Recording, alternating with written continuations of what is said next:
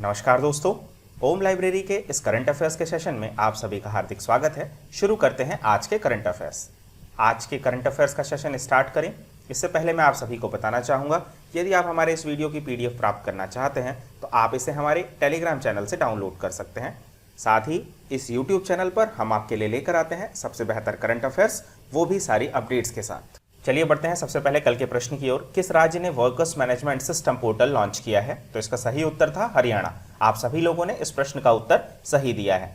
आइए quick revision करते हैं कल के प्रश्नों का। किस राज्य ने workers management system portal launch किया है? तो इसका सही उत्तर है हरियाणा।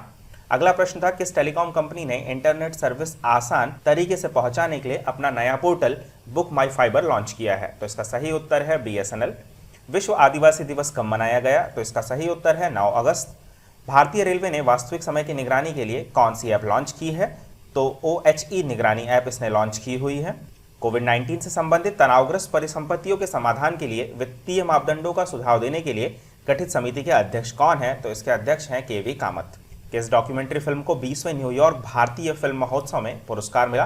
तो इसका सही उत्तर है मुथॉन एवं सनराइज। अगला था, मुकेश अंबानी विश्व में कौन से सबसे अमीर शख्स बन गए हैं? तो ये चौथे सबसे अमीर शख्स बन गए हैं। अगला है, अमेजिंग अयोध्या नामक किताब किसने लिखी है? तो नीना रॉय ने यह किताब लिखी हुई है।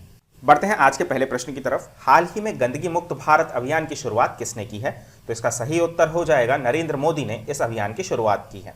आइए जानते हैं इसके विषय में। प्रधानमंत्री नरेंद्र मोदी ने स्वतंत्रता दिवस के उपलक्ष्य में स्वच्छता के लिए 1 सप्ताह तक चलने वाले गंदगी मुक्त भारत अभियान का शुभारंभ किया है। इस अभियान को 15 अगस्त तक प्रत्येक दिन शहरी और ग्रामीण भारत में स्वच्छता के लिए जन आंदोलन को फिर से लागू करने के लिए विशेष स्वच्छता पहल होगी। उन्होंने राजघाट में गांधी स्मृति में स्वच्छ भारत मिशन पर एक इंटरैक्टिव अनुभव केंद्र, जिसे राष्ट्रीय स्वच्छता केंद्र नाम दिया गया है, इसका उद्घाटन किया है। बढ़ते हैं अगले प्रश्न की ओर। आत्मनिर्भर भारत अभियान की शुरुआत कौन करेंगे? नरेंद्र मोदी, राजनाथ सिंह, रामनाथ कोविंद या अमित शाह? तो इसका सही उत्तर है राजनाथ सिंह। आइए जानते हैं आत्मनिर्भर भारत सप्ताह के बारे में। केंद्रीय रक्षा मंत्री ने आत्मनिर्भर भारत सप्ताह की शुरुआत की है। घरेलू रक्षा उद्योग को बढ़ावा देने के लिए एक महत्वपूर्ण पहल कहते हुए 101 हथियारों और सैन्य उपकरणों के आयात पर 2024 तक के लिए रोक लगाने की घोषणा भी उन्होंने की है। इन उपकरणों में हल्के लड़ाकू हेलीकॉप्टर, मालवाहक विमान, पारंपरिक पनडुब्बियां और क्रूज मिसाइल शामिल हैं। बढ़ते हैं अगले प्रश्न की ओर। भारत ने किस देश के लिए लाइन ऑफ क्रेडिट का विस्तार किया है? तो इसका सही उत्तर है मालदीव के लिए भारत ने हाल ही में लाइन ऑफ क्रेडिट का विस्तार किया है। भारत सरकार की ओर से मालदीव की सरकार के लिए 18 मिलियन अमेरिकी डॉलर की लाइन ऑफ क्रेडिट का विस्तार किया गया है। मालदीव इंडस्ट्रियल फिशरीज कंपनी में मछली पकड़ने की सुविधाओं के विस्तार के प्राथमिक उद्देश्य के साथ लाइन ऑफ क्रेडिट का विस्तार किया गया है। यह परियोजना मछली संग्रहण के साथ साथ भंडारण सुविधाओं में भी निवेश को बढ़ावा देगी तथा इसका उद्देश्य टूना कुक्कट प्लांट और फिशमिल प्लांट स्थापित करना भी है, क्योंकि मछली पकड़ने का मालदीव से गहरा संबंध है। आइए जानते हैं मालदीव के विषय में। तो मालदीव के राष्ट्रपति इब्राहिम मोहम्मद सोलिह है। यहाँ की राजधानी माले है तथा मालदीव की मुद्रा मालदीवी रुपया है। बढ़ते हैं अगले प्रश्न की ओर। हाल ही में खादी और ग्रामोद्योग आयोग ने किस राज्य में रेशम प्रशिक्षण सह उत्पादन केंद्र खोलने का फैसला लिया है? तो इसका सही उत्तर होगा अरुणाचल प्रदेश में यह फैसला लिया गया है। आप सभी को खादी और ग्रामोद्योग आयोग के बारे में जानना चाहिए, तो इसके अध्यक्ष विनय कुमार सक्सेना है। अरुणाचल प्रदेश के मुख्यमंत्री पेमा खांडू है तथा यहाँ के राज्यपाल BD मिश्रा है। आइए जानते हैं खादी ग्रामोद्योग के बारे में। खादी और ग्रामोद्योग आयोग KVIC अरुणाचल प्रदेश के आदिवासी गांव चुल्लू में रेशम प्रशिक्षण सह उत्पादन केंद्र, जिसे स्किल ट्रेनिंग कम प्रोडक्शन सेंटर कहा गया है, इसकी शुरुआत करेगा। यह राज्य का पहला रेशम प्रशिक्षण सह केंद्र भी होगा। आप सभी को याद रखना होगा कि यह राज्य का पहला रेशम प्रशिक्षण सह उत्पादन केंद्र है। प्रशिक्षण सह उत्पादन केंद्र में हथकरघा, चरखा, शिल्क, रोलिंग मशीन और युद्धरत ड्रम जैसी मशीनरियां स्थापित की जाएगी। साथ ही आप सभी को चुल्लू की लोकेशन भी देखना पड़ेगा। आइए देखते हैं चुल्लू की लोकेशन। तो ये जो लोकेशन मैंने मैप में दर्शाई हुई है, ये चुल्लू की लोकेशन है, जो कि अरुणाचल प्रदेश में है।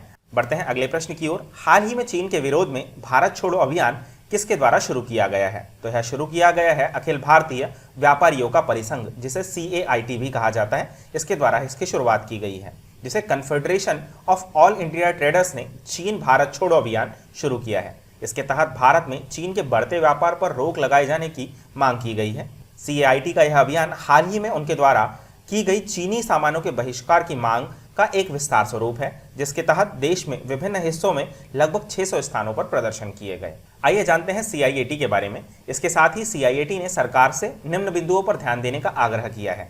चीनी आयात पर रोक लगाना, भारतीय कंपनियों में निवेश करना, भारतीय स्टार्टअप और डिजिटल ऐप को प्रोत्साहन देना, भारत में चीन की गतिविधियों की जांच करना ताकि चीन पर चौतरफा घेराबंदी संभव हो सके। आइए जानते हैं confederation of all India traders, जिसे CAIT कहा जाता है, यह भारत के व्यापारिक समुदाय का राष्ट्रीय स्तर का एक गैर सरकारी शीर्ष निकाय है। इसका मुख्यालय नई दिल्ली के व्यापार भवन में स्थित है। बढ़ते हैं अगले प्रश्न की ओर। हाल ही में किस राज्य सरकार ने अगले सत्र से खुद का शिक्षा बोर्ड बनाने की घोषणा की है? इसका सही उत्तर होगा दिल्ली ने दिल्ली बोर्ड बनाने की घोषणा की है। आइए जानते हैं इसके विषय में। दिल्ली के शिक्षा और उप मुख्यमंत्री मनीष सिसोदिया ने कहा है कि अगले सत्र से दिल्ली का अपना शिक्षा बोर्ड काम करने लगेगा। दिल्ली सरकार ने पिछले महीने राज्य शिक्षा बोर्ड के गठन और पाठ्यक्रम सुधार के लिए योजना तथा रूपरेखा तैयार की है, जिसके लिए 2 समितियों का गठन किया गया था। दिल्ली का शिक्षा बोर्ड पूरे साल सतत मूल्यांकन वाली व्यवस्था पर काम करेगा तथा यह सभी कक्षा की बच्चों के लिए एक व्यवस्था होगी। बढ़ते हैं अगले प्रश्न की ओर। श्रीलंका में निम्न में से किसने चौथी बार देश के प्रधानमंत्री के पद में बढ़ते हैं अगले प्रश्न की ओर। श्रीलंका में श्रीलंका में निम्न में से किसने चौथी बार देश के प्रधानमंत्री के रूप में शपथ ली? तो इसका सही उत्तर हो जाएगा महिंद्रा राजपक्षे द्वारा चौथी बार प्रधानमंत्री पद की शपथ ली गई है। उनके छोटे भाई और राष्ट्रपति गोतबाया राजपक्षे ने उन्हें शपथ दिलाई है। शपथ दिलाई। शपथ ग्रहण समारोह कोलंबो के पास कैलनिया महाविहार में आयोजित किया गया था। महिंद्रा राजपक्षे 2006 से 2015 तक श्रीलंका के राष्ट्रपति भी रहे हैं। PM महिंद्रा राजपक्षे की श्रीलंका पीपल्स पार्टी ने 2/3 बहुमत से आम चुनाव को जीता है तथा चुनाव 5 अगस्त 2020 को हुए थे। आइए जानते हैं श्रीलंका के विषय में। श्रीलंका भारत से पाक स्ट्रेट के माध्यम से जुड़ा हुआ है। साथ ही आप सभी को मन्नार की खाड़ी की लोकेशन याद रखना होगा। आप सभी श्रीलंका की राजधानी श्री जयवर्धनपुरा एवं पूर्व राजधानी कोलंबो की लोकेशन जरूर देखें। श्रीलंका को पूर्व का मोती के नाम से भी जाना जाता है। सिंहली भाषा श्रीलंका में बोली जाने वाली सबसे बड़ी भाषा है। साथ ही तमिल वहाँ की बोली जाने वाली दूसरी सबसे बड़ी भाषा है। श्रीलंका में स्थित एलिफेंटा दर्रा यहाँ का एक प्रमुख मार्ग है। आप सभी को याद होगा कि 29वें ईसा पूर्व में चौथी बौद्ध संगीति यहीं पर आयोजित की गई थी। आप सभी को यहाँ पर Yala west national park, Wilpattu national park, इनकी लोकेशन भी देखना चाहिए। साथ ही आप सभी को श्रीलंका के चाइना के साथ संबंध जो कि हम्बनटोटा से रिलेटेड है उसके बारे में भी जानकारी प्राप्त करनी चाहिए। साथ ही आप सभी को हम्बनटोटा की लोकेशन भी देखनी चाहिए। बढ़ते हैं अगले प्रश्न की ओर। भारतीय सेना ने कोरोना वायरस के खिलाफ लड़ने के लिए किस देश की सेना को 10 ICU वेंटिलेटर गिफ्ट दिए हैं? तो इसका सही उत्तर होगा नेपाली सेना। नेपाली सेना को भारतीय सेना ने 10 ICU वेंटिलेटर गिफ्ट में दिए हैं। ये ventilators advance invasive, non invasive respiratory support system सहित कई अत्याधुनिक डिजाइन के साथ तैयार किए गए हैं। बढ़ते हैं अगले प्रश्न की ओर। किस राज्य में मालगाड़ी संग्रहालय का उद्घाटन किया गया है? तो इसका सही उत्तर होगा हुबली, कर्नाटक। आइए जानते हैं इसके विषय में। यह रेल संग्रहालय उत्तर कर्नाटक में अपनी तरह का पहला और मैसूर रेल संग्रहालय के बाद दक्षिण पश्चिम रेलवे में दूसरा है। यह संग्रहालय रेलवे के विकास के सभी क्षेत्रों में उन्नत प्रणालियों के क्रमिक विकास को प्रदर्शित करता है। बढ़ते हैं अगले प्रश्न की ओर। हाल ही में उत्तर प्रदेश सरकार ने 1 डिस्ट्रिक्ट 1 प्रोडक्ट योजना के लिए किसके साथ समझौता किया है? तो इसका सही उत्तर हो जाएगा फ्लिपकार्ट के साथ हाल ही में यह समझौता किया गया है, जो कि 1 डिस्ट्रिक्ट 1 प्रोडक्ट योजना के तहत है। भारत की घरेलू ई-कॉमर्स कंपनी फ्लिपकार्ट ने उत्तर प्रदेश सरकार की 1 डिस्ट्रिक्ट 1 प्रोडक्ट ODOP योजना के साथ एक समझौते ज्ञापन पर हस्ताक्षर किए हैं। यह MOU ODOP योजना के तहत कारीगरों, बुनकरों और शिल्पकारों को फ्लिपकार्ट समर्थ पहल के दायरे में लाएगा। इससे सामाजिक और आर्थिक चुनौतियों को सामना करने वाले कारीगरों, बुनकरों और शिल्पकारों को ODOP योजना के तहत अपने व्यापार को ऑनलाइन बढ़ाने में मदद मिलेगी। आप सभी को 1 डिस्ट्रिक्ट 1 प्रोडक्ट ODOP याद रखना चाहिए। आप सभी इस प्रश्न में 1 डिस्ट्रिक्ट 1 प्रोडक्ट को जरूर याद रखें। बढ़ते हैं अगले प्रश्न की ओर। किस संगठन ने अवैध वन्यजीव व्यापार में स्पॉटेड भारत के तेंदुए के अवैध शिकार और अवैध व्यापार पर एक नज़र रिपोर्ट जारी की है? तो उसका सही उत्तर होगा ट्रैफिक द्वारा हाल ही में यह रिपोर्ट जारी की गई है, जो कि भारतीय तेंदुए से संबंधित है। वन्यजीव व्यापार निगरानी नेटवर्क प्रकृति और WWF के संरक्षण के लिए अंतर्राष्ट्रीय संघ की यह सहयोगी पहल है। रिपोर्ट में कहा गया है कि अवैध शिकार की सबसे अधिक संख्या महाराष्ट्र और उत्तराखंड से है। भारत में तेंदुए की अंतिम औपचारिक गणना 2014 में की गई थी, जिसके अनुसार तेंदुओं की आबादी 12,000 से 14,000 के बीच थी। दोस्तों, आप सभी ट्रैफिक का फुल फॉर्म हमें कमेंट करके जरूर बताएं। बढ़ते हैं अगले प्रश्न की ओर। किस भारतीय संगठन को फूड विजन 2050 पुरस्कार के लिए चुना गया है?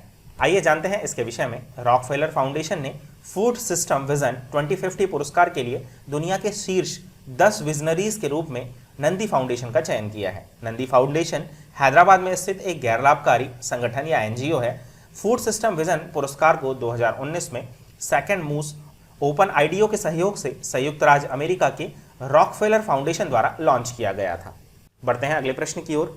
सऊदी अरब ने हाल ही में किस देश को उधार में तेल देने पर रोक लगा दी है? तो इसका सही उत्तर होगा पाकिस्तान। सऊदी अरब ने हाल ही में पाकिस्तान को उधार में तेल देने पर रोक लगा दी है। यह कदम सऊदी अरब ने पाकिस्तान की कश्मीर मुद्दे पर ऑर्गेनाइजेशन ऑफ इस्लामिक कंट्रीज को धमकी देने के बाद उठाया है। आइए सऊदी अरब की लोकेशन देख लेते हैं। तो यहाँ इसकी राजधानी रियाद है। इसके पड़ोसी देशों की बात करते हैं तो इसके पड़ोसी देशों में Yemen, Oman, United Arab, Iraq, Jordan. आप सभी को याद रखना होगा कि इजिप्ट की सीमा सऊदी अरेबिया से नहीं मिलती है। साथ ही आपको यहाँ पर रेड सी की लोकेशन और पर्शियन गल्फ की लोकेशन देखना चाहिए। आप यहाँ पर दोहा और कुवैत इसको भी देख सकते हैं। बढ़ते हैं अगले प्रश्न की ओर। बीसीसीआई ने किस क्रिकेट टीम का भारत दौरा वर्ष 2021 तक की शुरुआत तक के लिए स्थगित कर दिया है? तो इसका सही उत्तर होगा इंग्लैंड क्रिकेट टीम। आइए जानते हैं इसके विषय में। बीसीसीआई और England and Wales cricket board ने हाल ही में इंग्लैंड क्रिकेट टीम का भारत दौरा 2021 तक की शुरुआत के लिए स्थगित कर दिया है। इंग्लैंड को भारत में 3 टी20 और 3 वनडे की सीरीज खेलना था। बढ़ते हैं अगले प्रश्न की ओर। इंटरनेशनल डेटा कॉर्पोरेशन के मुताबिक फीचर फोन के मार्केट शेयर में कौन सी कंपनी पहले स्थान पर रही? तो इसका सही उत्तर होगा सैमसंग।